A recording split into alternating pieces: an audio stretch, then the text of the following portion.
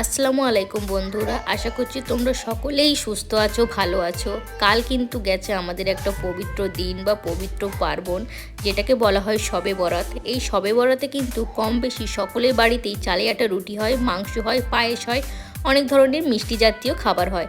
তো কিভাবে এই চালে আটা রুটিটা তৈরি করতে হয় একদম সহজ পদ্ধতিতে এবং নরম তুলতুলে একদম হাতের মুঠোতেই চলে আসবে, আমি সেটাই তোমাদের সাথে শেয়ার করলাম।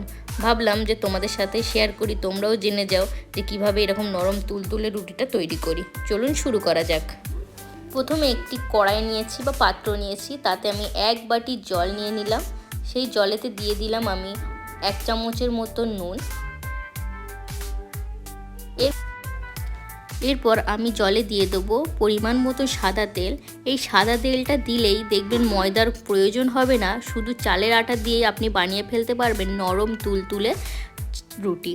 তো দেখুন, এখানে কিন্তু আমি যে বাটিতে জল দিয়েছিলাম সেই বাটিরই 1 বাটি আমি চালের আটা দিয়ে দিচ্ছি।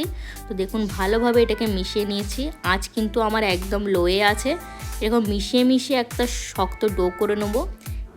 যখন এরকম শক্ত ডো হয়ে আসবে, এরপর কিন্তু আমি আঁচটা বন্ধ করে দিয়েছি। দিয়ে আলতো হাতে একটা স্প্যাচুলার সাহায্যে আমি ভালোভাবে নাড়িয়ে নাড়িয়ে একটা শক্ত ডো তৈরি করে নিচ্ছি। আঁচটা কিন্তু আমি অফ করে দিয়েছি। এরপর আমি গরম অবস্থাতেই একটা প্লেটে আমি এগুলোকে ঢেলে নিচ্ছি। এটা কিন্তু গরম থাকা অবস্থাতেই আপনাকে মাখতে হবে। দেখুন, আমি আলতো হাতে আস্তে আস্তে এটাকে মেখে নিচ্ছি। এরপর আমি এতে জল দিয়ে দিয়ে ভালোভাবে এটাকে মেখে নেব। এটাই হচ্ছে টেকনিক নরম তুলতুলে করার।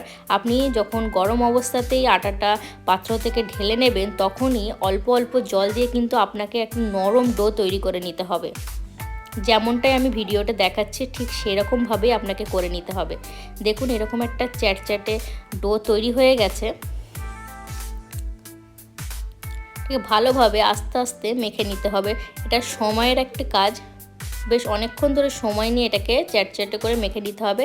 যখন দেখতে পাবেন যে চ্যাটচ্যাটে ভাবটা হয়ে এসছে এবং থালা থেকে এটাকে বেরিয়ে আসছে, তারপর এটাকে চালের আটা দিয়ে ভালোভাবে এটাকে ডো করে নিতে হবে। যেমন আমরা রুটি বা লুচি যেমন ডো করি, যেমন নরম ডো হয়, সেরকমভাবে ডো করে নিতে হবে এবং লেচি কেটে নিয়ে এটাকে রুটি করে নিতে হবে। একদম সহজ পদ্ধতিতেই, কোনো ঝামেলা নেই।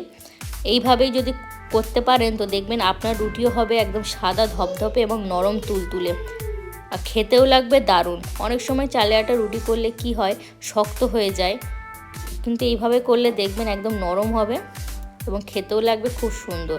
দেখুন, আমি এক এক করে সমস্তগুলো বেলে নিয়েছি, দেখলেই বুঝতে পাচ্ছেন কতটা সুন্দর হয়েছে।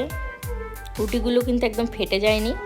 এরপর আমি একটা তাওয়ায় যেমনভাবে রুটি আমরা সেঁকে নিই সেই রকমভাবেই সেঁকে নেবো, এক এক করে উল্টে পাল্টে।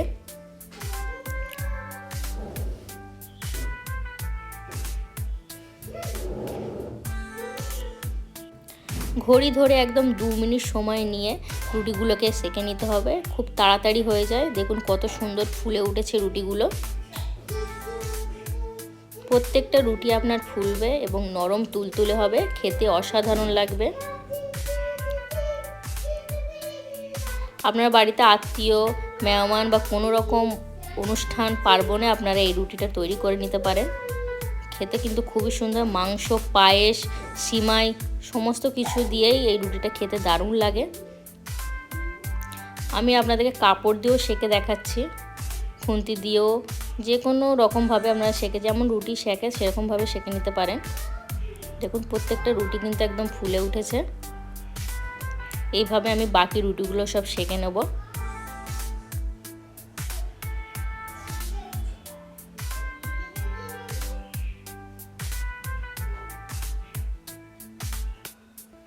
খুব সহজেই আপনি বানিয়ে ফেলতে পারবেন এরকম নরম তুলতুলে চালে আটার রুটি।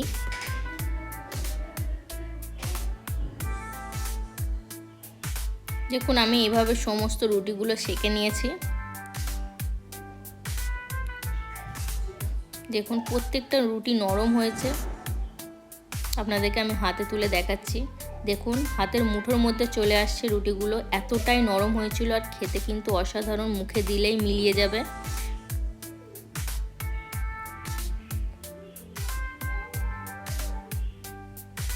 দেখুন, দেখলেই বুঝতে পাচ্ছেন করাটা কিন্তু খুবই সহজ, একদম কোনো রকম ঝামেলা ছাড়াই। কিন্তু আবার এতে কিন্তু আমি কোনো রকম ময়দা ইউজ করিনি, একদম ডাইরেক্ট আটা দিয়েই তৈরি করেছি। অনেকেই ময়দা ইউজ করে, কিন্তু আমি কিন্তু ময়দা ছাড়াই রুটিটা ইউজ করেছি। আপনারা যদি আমার টেকনিকটা ফলো করে রুটি করেন অবশ্যই এরকম নরম তুলতুলে হবে। দেখুন, আমি আপনাদেরকে মাঝখান থেকে ছিঁড়ে দেখাচ্ছি, দুটো লেয়ারে ভাগ হয়ে যাচ্ছে। আপনারা দেখলেই বুঝতে পারছেন কতটা নরম হয়েছে আর কতটা পাতলা হয়েছে।